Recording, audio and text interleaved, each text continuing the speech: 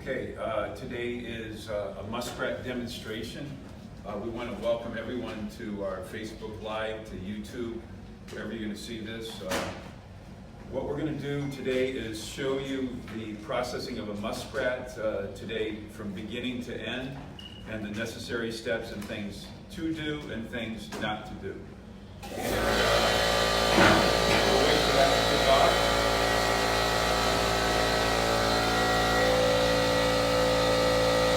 That's all part of doing it here in the factory because that was the air compressor. So we're going to have a special guest today on the B&G show. It's going to be Guy Grunewald, and he does a lot of the buying of the muskrats in Wisconsin. So he's going to give the demonstration today. And Facebook Live, just give us any feedback you want to. Ask us questions, and maybe we can answer them while we're on the air today. So let's welcome Guy. Hi. The first thing I'd like to start off with is showing you some properly handled muskrats or properly processed muskrat skins here. And you might think that when you grade muskrats, it's really easy, and there's very little you can do to mess up. And as a buyer, you can find that's the furthest thing from the truth. And actually, historically, it might have been the truth. But as people started putting up more and more raccoons, actually, the way they did the muskrats actually deteriorated because they tried to implement some of the things they did on raccoon with the muskrats.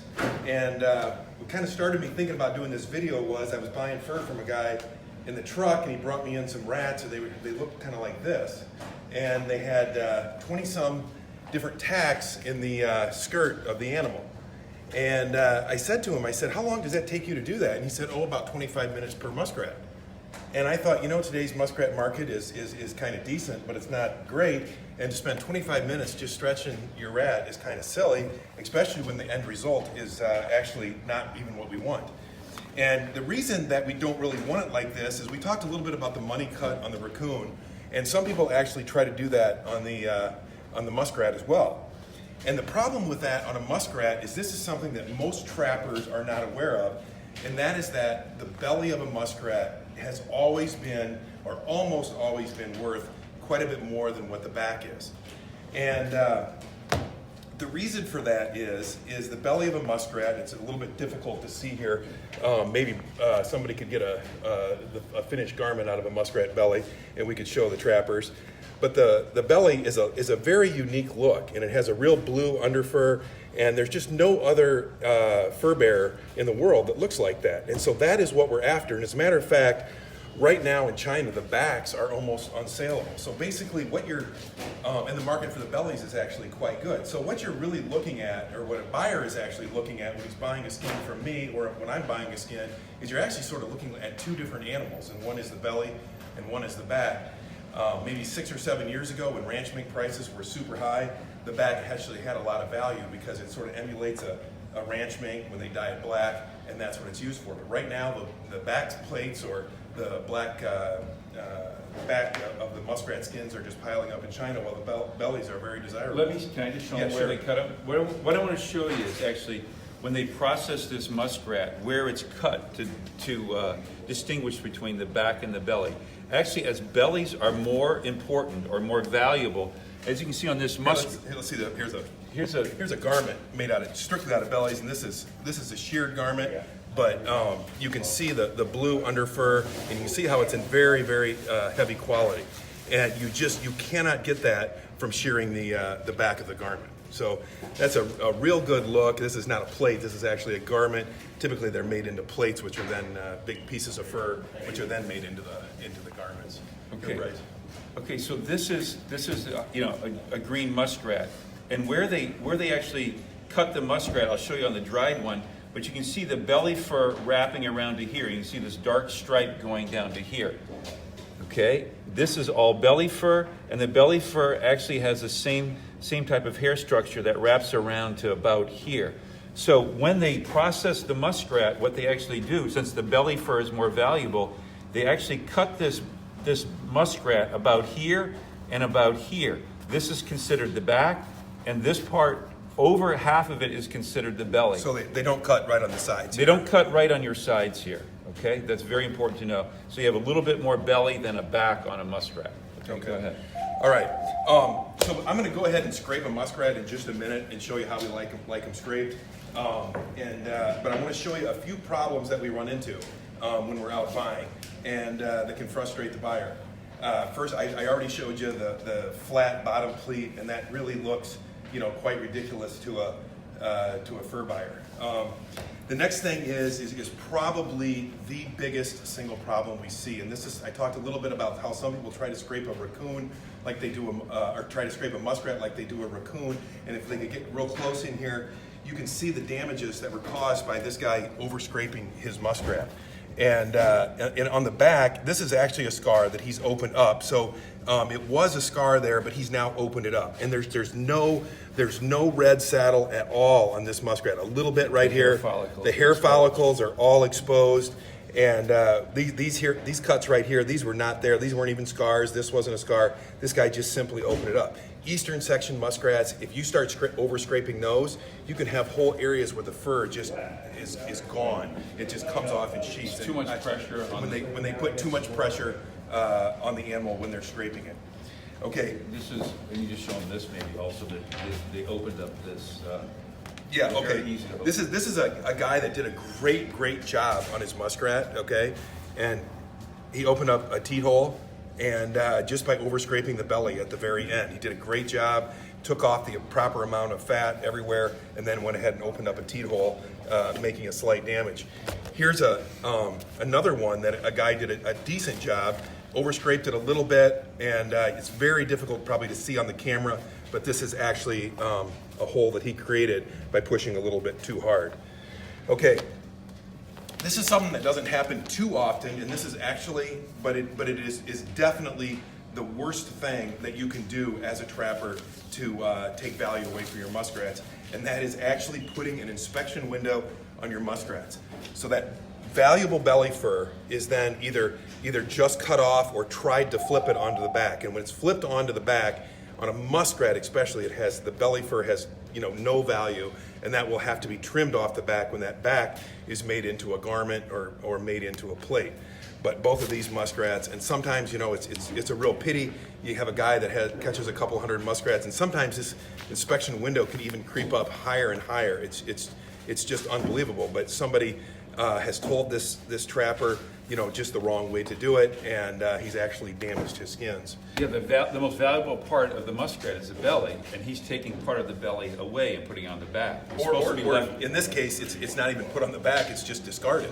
It was actually there, and it's been thrown away. Here's another thing that is a little bit of a problem.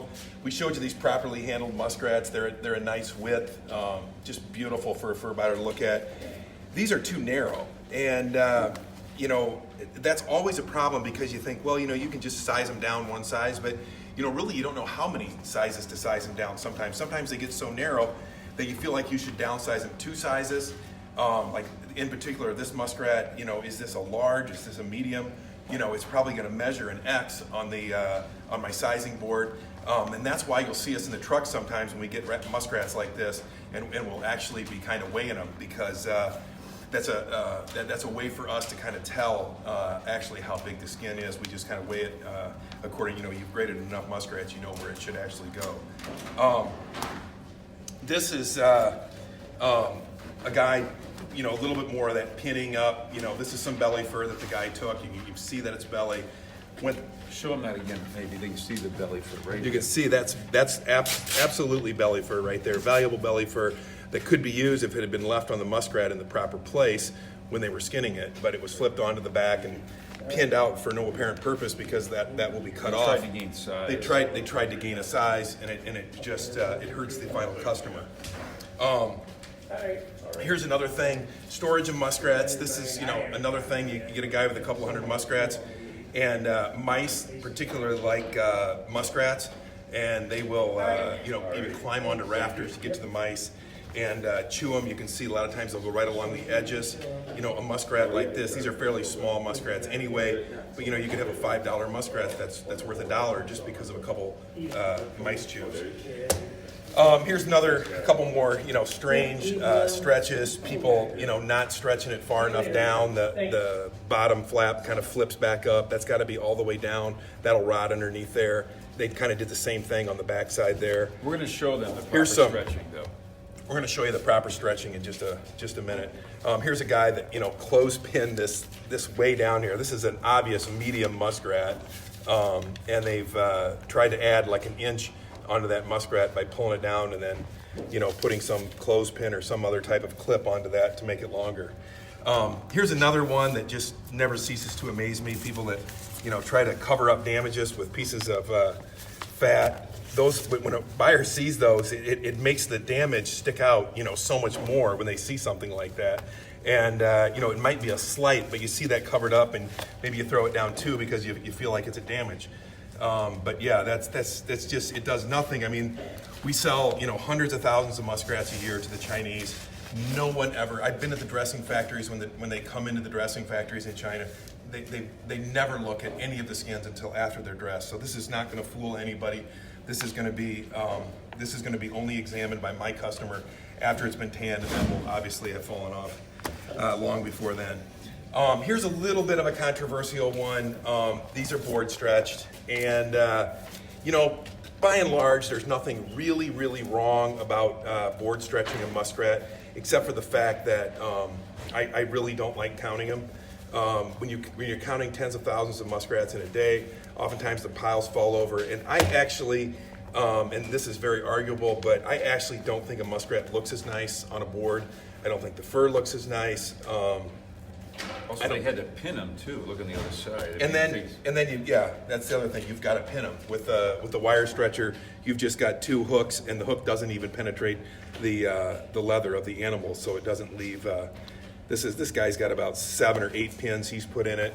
With a conventional stretcher, it's just the two little hooks. Okay. Wide, maybe. Oh yeah, and then nearly as bad as the narrow stretch is when you overstretch something wide. This is a rat that I'm sure will grade a medium on the board. Absolutely, it actually may be a large. It's darn near as wide as it is tall, kind of like me. Any other things we should show I them? think that's good. We'll show you later, but just maybe talk about putting it wet on a stretcher, how you put it, and we can see it all. A muskrat should not go on a stretcher wet, and these properly handled ones, you can see the fur was very nice and dry when they put it on the stretcher. And a muskrat is a water animal, and the water comes off the fur so easily, so there's no reason to put one on a stretcher wet. And the other thing is, don't leave your muskrat out all day trying to dry it either. Before you scrape it and dry it, just to get the water out of the fur. A lot of times, just a couple shakes of a muskrat, and just a good couple hard snaps. We got one right here, like that. And this was not real damp or anything, but just a couple snaps like that, and you can start to see that fur stand up on that. And that's maybe just a tick damp, but that's fine to go on a stretcher. The rest of that moisture will come right out of there. There's a little bit of belly dampness on that. Once again, you just shake it a little bit, and that moisture comes right out. Even if you got a real wet rat, that moisture will come out. Anything else, Gary or Bryce? No. All right. I'm going to go ahead and scrape a couple muskrats and then stretch them for you. But one thing we wanted to point out is, once again, when you're skinning a muskrat, you don't just go straight across leg to leg. You've got to go across and go all the way to the tail and go all the way to the tail from both legs. You've got to keep belly on belly, back on back. When those muskrats are eventually made into a plate, they line up something like this, and they've got to have that every little piece of belly fur that's supposed to be on the belly to make that an appropriate pattern for the muskrat.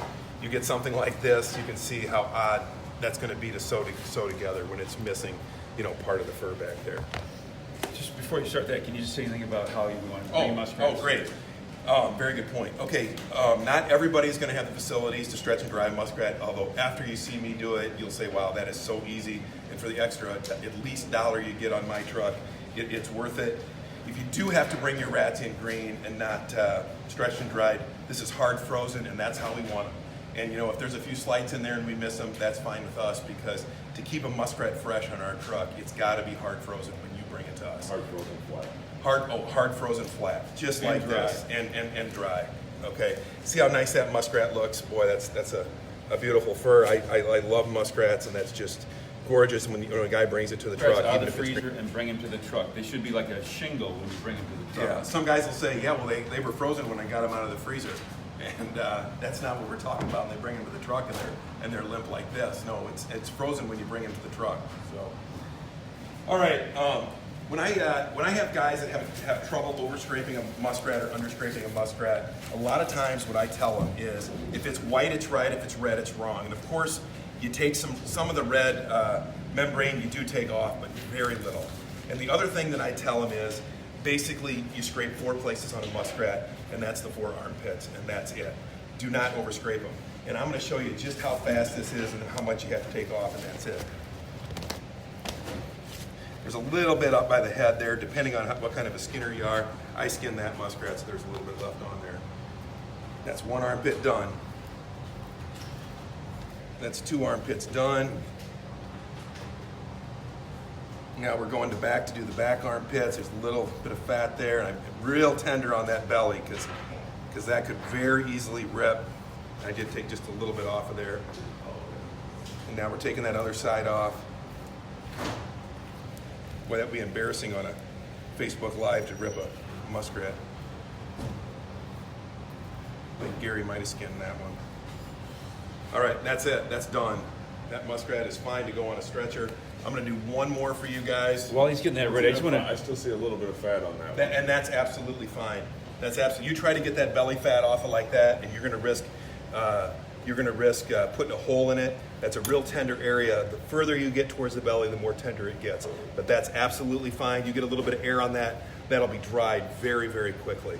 And I don't mean to misrepresent our muskrats when we sell them to the Chinese, but we do have to give everybody bail weights. So anything we take off just extra just to take it off, in fact, hurts us because we have to give the weights, and weight helps us. Okay, well, just before he does that, I want to show you. As you can see, this marble of fat on here. This is what he's talking about. Okay, this muskrat has a little marble of fat, and that's fine. That's what we want That's left on the. exactly what was on there, and See, that's fine. that's what's on there. We want to see this marble because we don't want something taking down too close like this, where that membrane is taken off there. That saddle's taken off too far. Make sure you show them the saddle on this one here. It's Okay, and then you see this saddle. You see this saddle and this one. See that? There's a marble of fat on here still. Okay. And the saddle is a nice clear line, just like I've got on this one, a nice clear defining line. Okay. I'm gonna do this other muskrat real quick. This one's got just a little more fat on it than that one did. And I just gingerly take it off. Boom, that side's done. Same thing here. How sharp is your knife, or what type of knife are you using? This is as sharp as Gary's sharpest knife he has in his house, just like that. It's not very sharp. It's as dull It's as a you butter can be. knife. It's Like- a butter knife, yeah. I have scraped in the truck to show guys. I have used plastic knives that I have in my truck to scrape a muskrat to show guys on the road. I have used pieces of cardboard. I've used a little piece of wood. I mean, I could pick something up here if I saw it. A spoon. A spoon you can use. You know, this is a sharp knife. This is the back side of the knife. You know, you can basically take that off. I mean, this is a, well-engineered knife for this. But yeah, that's all the fat I took off on that side. I left a little bit up there. I didn't want to get that off. That was still on that armpit. Notice the cushion on your board. Does that help, or? Oh yeah, yeah. If you did this directly on Wood? onto wood, you would risk ripping it. That's So this is cushioned burlap here that you see that he's scraping on top of. That Take allows him to just be a- more sensitive. just a little more off there, and that's it. Okay, I'm going to go ahead and stretch this one for you guys. I want to just hit that one a little bit. I missed. There we go. And that's just right on those. That's all that is those 2 armpits up there. So I kind of do four spots on that, and that when you do 4 spots, that alleviates any direct contact on that center of that belly, which is going to have almost no fat on it anyway. Even if you want to leave fat on a belly, you're not going to be able to. I put this on the stretcher, and this may seem a little bit intuitive, but obviously the back on the back and the belly on the belly, we certainly have gotten muskrats in where they're stretched sideways, and we definitely don't want that. This one has a little bite in it, and I don't know if you can see that. I scraped over that, never opened it up or anything, just scraped right over it because I didn't do it very hard. And notice the sides are all rolled down, okay? Make sure those sides aren't rolled down, or underneath, I should say. And that's it. And if you take the time that if you timed how long it actually took me to scrape and stretch this rat, it's definitely under 2 minutes. And if I was rolling, I would be right around a minute.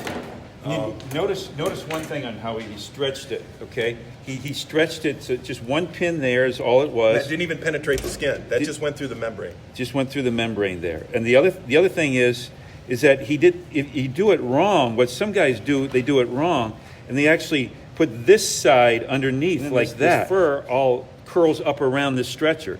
So those stretchers are engineered to do it one way and one way only. This way the air can flow underneath of there and just dry that out there, okay? And then so it's very important it goes that way, because we had one here where it was actually stretched wrong and it rolled over, and all this is missing on that rat and all this is missing on that rat. Yeah, and that guy he's obviously put those hooks on the wrong way. All right, I'm going to stretch one more for you. This is such an easy process. I think even Bryce could do this. Make sure nothing's rolled underneath. This is the one Gary skinned. He took just a little bit of the belly off. And that's it. Okay, just one thing. Talk about the drying room, like air. Oh, okay. In the drying room. Another great one. Another area where you'll get a guy bring 200 muskrats, and you see the muskrats and they look real dark. All these, especially like this muskrat, you can really see that was handled freshly. It was put in a drying room that had the proper amount of humidity. And what happens is when you get a real dark muskrat, you immediately start to worry. And I'm not talking about a blue muskrat, and not an early muskrat, but just the leather starts to darken. You're worried about putrefaction or rot. And what happens is a guy will put his muskrats, after he stretches and dries them, in a room that has no ventilation.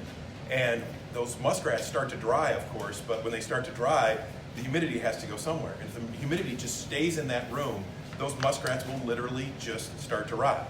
And because bacteria can't grow without water.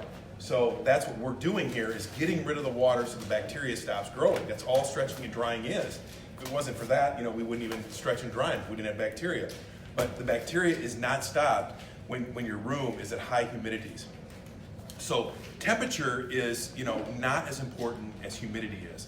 As long as we keep a decent temperature, just the ambient room temperature is fine, as long as it's not in a basement that gets no ventilation. If you are even, I've seen people do it in a garage, or a small portion in a garage, no ventilation, and they bring the muskrats to the truck, and I've got to hand them back to it, and that's a sad day. 200 muskrats, that's a lot of work to let your product go to waste. Like, would you suggest like a fan blowing on them, or circulation? Okay, when you're on the stretchers, obviously you don't want the rats to touch each other. No, circulation is great, but if you're just circulating the air that's coming off of those muskrats, it's not enough. You've got to have some type of ventilation. You've got to take the moisture out of the room, whether it's a tiny crack in the window or whatever you've got to do, or if it's a garage, something happens. It obviously depends on how many muskrats you're drying. And it's difficult to create that situation when you're drying a half a dozen muskrats. But some guys will put up all their muskrats at once, and they got 50 or 100 drying at one time, or even 200 or 300, and you've got a real problem quickly. How do you know when to take it off the stretcher? Do you want to talk about that? I can. Okay. Okay, well, when you take it off of a stretcher, this is going to be drying. You want it so it keeps its form when you take it off. If you take it off too early, it comes to our truck, it starts to fold. And some guys take them off a little bit too early, and then they store them for a little while, and they get mold spots on them. So you have to take them off when they're actually dry, and they can keep this form. And I've even seen some guys take them off too early, and they actually start to shrivel up later, and you buy them and they're all kind of crinkled up when you buy them, and they're not flat like this, and they don't stack. If your rats don't stack like this, you might be doing something wrong with them. They should easily stack on top of each other. So I've seen guys that bring them off too early and they start to lose their form. And just another thing, Guy, I thought maybe just show them with the, you know, the difference of primeness. Oh, okay. These are both juvenile rats. To get a 2-year-old rat, you need that's a 2-year-old rat, and typically they're bigger muskrats, but typically the fur is, I don't know, that's going to be pretty difficult to see. It's a pretty flat skin. This is a much better muskrat, almost the same size. They continue to grow throughout the season, and you start to catch juveniles that are the size of 2 and 3x as adults towards the end of the season. But as the season goes on, you know, when you first start catching muskrats, they're this real blue leather like this, and this one is obviously a little bit weaker. Not the underwool, not the guard hairs, just not the quality of the rat. And the belly, although I can't see it, is reflected in that as well. You can tell by looking at the back a lot of times, you know, how good that belly is. Actually, that belly is starting to look pretty decent. This one here, you can just tell that it's just that much better. I mean, that belly is just heavy, and that is gorgeous. The belly has all of its guard hairs on it. All the guard hairs, nice blue underwool. So it's, you know, it's nice if you can wait. You don't, if you wait, all your big sizes won't be these marble leathered adult rats that have the weak fur. And, you know, like right now we're paying on the 2 and 3x muskrats $1 extra for a real heavy winter 2 and 3x over the price of a fall 2 and 3x, because all your fall, or most of your fall 2 and 3x rats, especially in this area, Wisconsin, will be the adult rat that doesn't have the fur as the juveniles do. Okay, great. So one thing we wanted to show also is just, well, we told you, make sure when you work with a muskrat that it's dry, okay? And remember, it repels the water, and you can dry a muskrat out easiest when it's on the carcass, okay? The quicker you dry it out from when you've caught it, you have the best chance of that muskrat drying out. You can get a waterlogged muskrat if you leave the water on there too long, okay? And that can lead to a tainting or a slipping muskrat, okay? All right, well, I don't really have much else. Any other questions, Bryce? Prices, yeah, like, what's that? Everybody's gonna ask what we're paying. All right. On one of these real heavy, just the 2X, we're paying extra for the real winter heavies. Actually, this muskrat, even though it's got really nice leather, it's not quite yet there for a super heavy, even though the belly is really nice. But when we get the real heavy winters, we're going to be $1 extra. We'll be $6, and we're $5 right now in the big size falls. The X's are $3.50 and $2 on the large. So those are our prices. So you really, on the big size, you get quite a bit extra by waiting. Anything we're saying, kits or mediums or? Yeah, you know, kits and mediums are only $1. When you get a real small kit, it doesn't, you know, it may not pay for you to put it up. Stretch it a little narrower is fine. Yeah, also. you can stretch the real kits, you know, because otherwise you risk ripping a kit. I think that's it, Gary. Okay, so, well, you can obviously you can email us at office at gfwco.com, or you can send us a message or a question. You can send it to us on Facebook Live. Of course, you can call us. You can see our website back there. We have a list of all the different stops where we stop. We're still continuing to buy you know, muskrats, obviously, raccoon, coyotes, all furs. We're buying beaver. Look at our schedule on our for when our trucks are in your area. And of course, if you have any question, you can always call the office. And if you're if you're bringing muskrat to me on the truck, I'd be more than happy to answer your questions. And when you're strafing them, just remember, if it's white, it's right. If it's red, it's wrong. And you know, never overdo it when you're strafing a muskrat. That's the biggest problem that we see. So thank you very much. Thanks.